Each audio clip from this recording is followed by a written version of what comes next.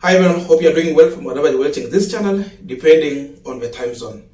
Now, William Ruto, when he was still the deputy president, he described the former IG of police, Hilary Mutyambai, as the most incompetent officer. But in your own view, I want you to compare Hilary Mutyambai to the current IG, Koome. Who is the most incompetent comparing the two? You can tell me in the comment section. Now, during the mass action, Azimio had asked their supporters to carry along them with their own phone and record each and every activity during the demonstrations. They said they want to collect enough evidence to prosecute those who are going to break the law. Their target was the IG of police, Koome. And indeed, Koome had a lot of excesses during the demonstration. So Azimio, through their lawyer, Mwangi, they have petitioned ICC to probe IG over police excess during the protest in this country.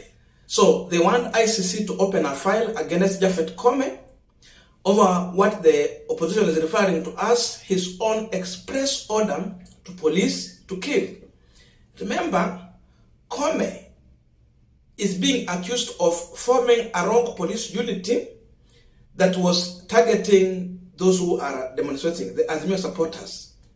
Remember those officers who are not in, who are in civilian? Again, the same Koome is the one who came out and said very clear that he has banned demonstrations in this country. So you wonder, is Koome above the law? That's the question people will be asking in that petition. The same Koome seemingly is the one who gave order for police officers who were targeting Raila Amolo Odinga's car with a direct shooting with live bullets.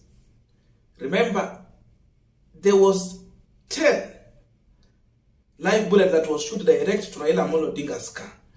So that's the petition, and this is how, I want us to read part of the petition. Azimio petition ICC to prosecute IG Koome over police excess during protest. Opposition leader Raila Odinga's Azimio la Umoja One Kenya coalition party has written to the International Criminal Court ICC calling for the pre-trial chamber to authorize investigation into Kenya political situation.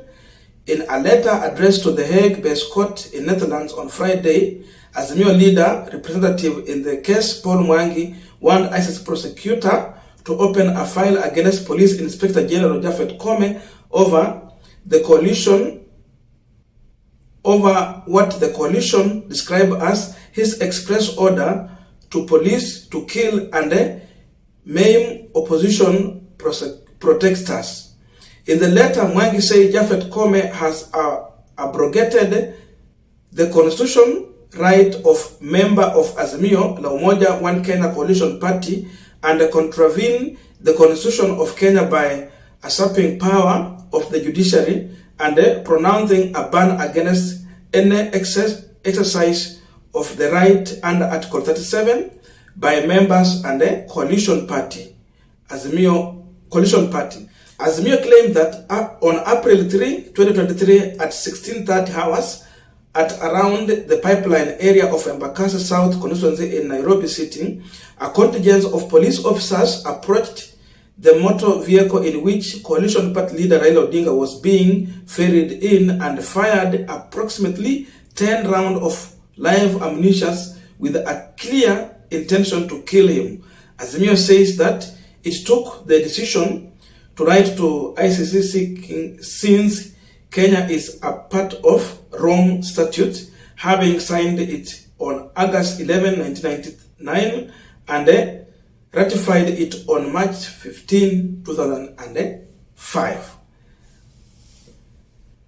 That is the petition. Now, through this letter, there is a clear message that Azimio is sending to the world and Kenya, including even William Ruto regime. And we want to look deeper into that. But before we go deep into this, just a quick request. For those who are watching and you're not subscribed, please consider subscribing. To our channel subscribers, I must say thank you so much. And again, to all our viewers, please give this video a thumbs up. Thank you so much, and back to this discussion. Number one, The first message here is to the IG of Police, Japhet Koome, that he should prepare to carry his own cross. I think William Ruto was very clear also on the same. So in as much IG will be allowed to be used by those in authority to cause violence in this country, at the end of the day, he's going to carry his own cross. He has done a lot of things in this country, and they come out to deny. Remember, Azimio has gone further to mention even a number of people who have been killed, and it has mentioned 10 people who lost their life, including a police officer whom whom IG Koome claimed that he was killed by those who are demonstrating. But then the investigation that was done by the media turned out that that officer was killed by a police officer who were driving in a vehicle that ran over him. So you see, he is trying to turn that blame and put it on demonstrators. It has refused to hold. So he should prepare to carry his own cross going forward. If we will have such kind of investigation in this country over police excess, it will start with the IG of police, because he came out clear in a press briefing to issue an order of banning a demonstration as if he has the power. He is not the court, but he pronounced himself as the court, as if he got an order from the court to ban a demonstration. He didn't got such an order. He went further even to ban the media from live coverage of a demonstration, despite the fact that the court gave that order to allow the media to do the coverage. He banned it. So the first message is clear. He will take full responsibility, and he will be held responsible if we will have such kind of a case in this country. So the message is clear to IG of Police, Koome. Number two, there's a clear message from Azimio. Despite the fact that we have the bipartisan dialogue that is going to take place, they are determined, like what Raila Odinga said, that after the Ramadan, they are going to go back to the street. This is a clear message that Azimio is determined to go back to the street. So Ruto should prepare. People are going to go back to the street. Raila was listening to the people through the People's Baraza, the town hall meeting, and of course he has called for the People's Baraza, which is coming soon on 16th. And from there, they will just wait after the Ramadan holy months finished. And then people will go back to the street. If there was not a certain kind of a plan, there was no way they will go further to write to Hague when they have the bipartisan dialogue. Because then these are some of the issues they were supposed to sort through the bipartisan dialogue. Because Raila said you have to release all people who have been detained because of demonstrations. Part of the discussion there would be about police excess. So, because Koome was getting order from some people like, let's say, regarding Gachagua, because he was in charge when Ruto was not here, and again, Ruto is giving direct orders to IG. So, there was no way they can solve this problem or this issue through this bipartisan dialogue.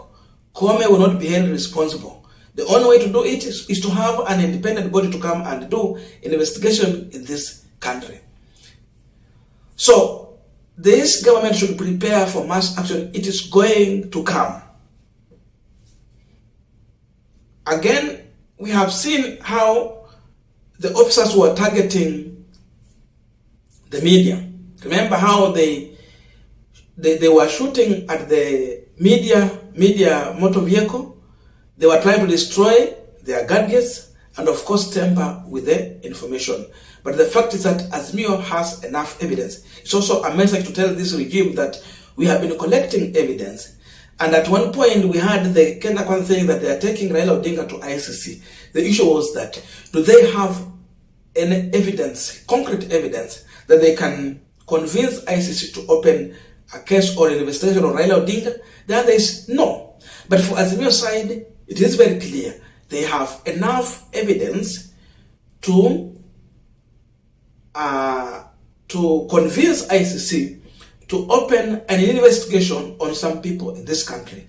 So wale walikuwa wanachukua tu orders wakikuja wakiongea pale, they should prepare also for the same. So maandamano inakuja, and it is also a message to tell them that we have been watching you and now we are coming again. So prepare to take personal responsibility in case we are going to continue to have this excess as we have been doing so.